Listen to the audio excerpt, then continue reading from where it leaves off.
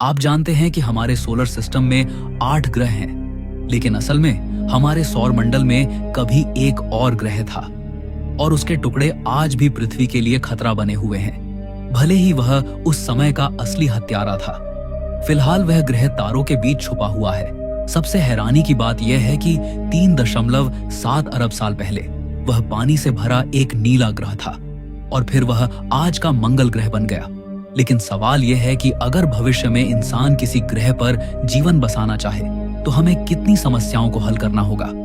सबसे पहला सवाल, सूरज के पास एक और ग्रह था, वह मंगल और बृहस्पति के बीच में था।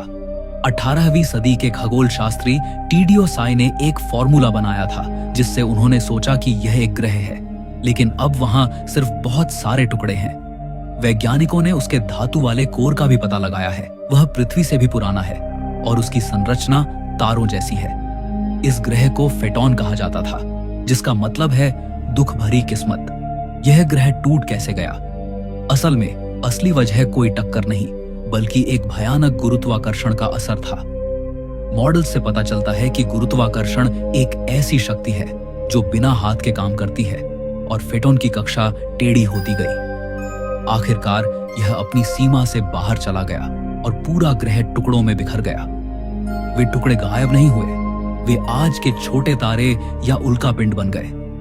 वे आज भी पृथ्वी के लिए खतरा हैं। 2013 में रूस में एक उल्कापिंड गिरा था जो शायद फेटॉन का ही एक हिस्सा था। कुछ वैज्ञानिकों को लगता है कि डायनासोर के खत्म होने का कारण बना उल्कापिंड भी शायद फेटॉन के कोर से ही आया था। यानी यह गायब ग्रह न सिर्फ सौरमंडल की संरचना बदल दिया, बल्कि उसने पृथ्वी पर जीवन के भाग्य को भी प्रभावित किया। लेकिन सवाल यह है कि अगर फेटॉन नहीं टूटा होता तो सौरमंडल कैसा दिखता?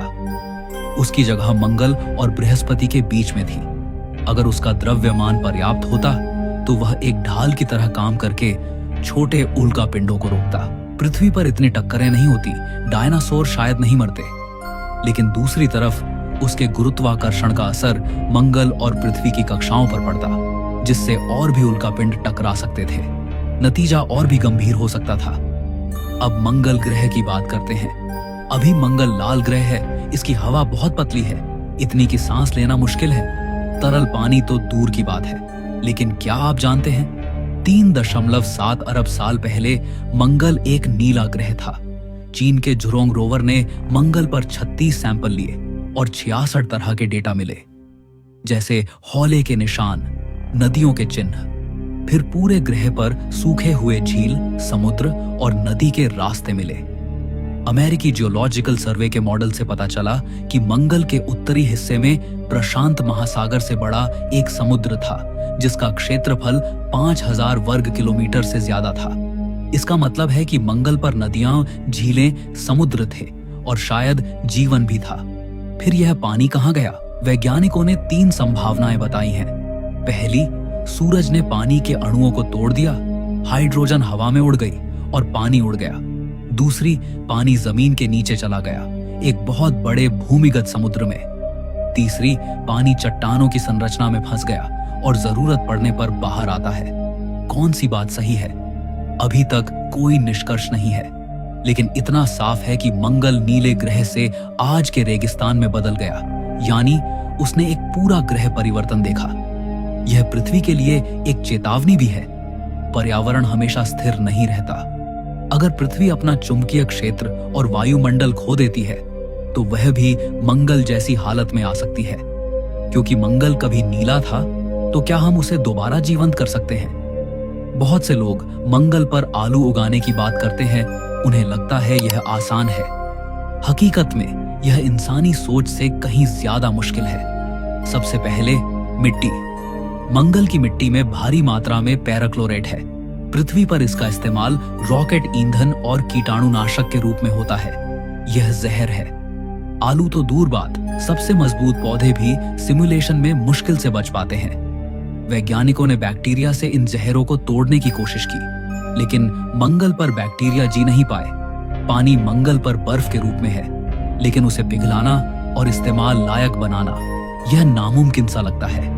अगर पानी है भी तो उसे 100% रिसाइकिल करना होगा। वरना पानी खत्म हो जाएगा।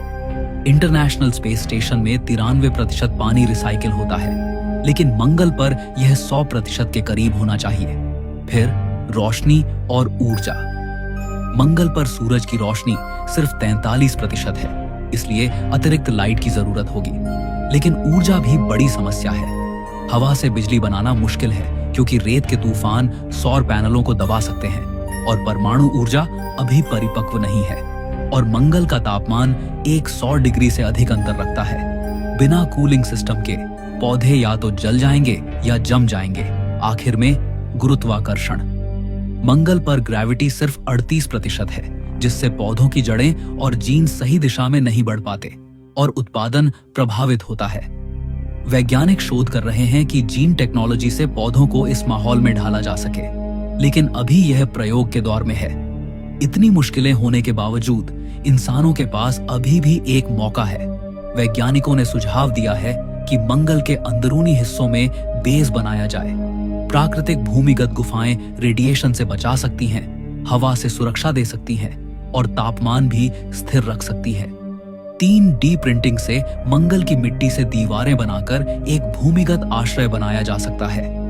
भविष्य में मंगल पर शायद पहला आलू उग भी सकता है। तो आप देखिए, गायब हुआ फेटॉन ग्रह, मंगल का नीला अतीत और भविष्य की संभावनाएं, ये सभी कहानियां हमें याद दिलाती हैं कि ब्रह्मांड एक दिन में नहीं बना। तारों और ग्रहों की किस्मत अक्सर एक पल में बदल जाती है। मैं आपसे पूछता हूं, अगर आपको मौका मिले तो क्या आप मंगल पर जाकर पहले लोगों में शामिल होना चाहेंगे? मुझे कमेंट में जरूर बताएं।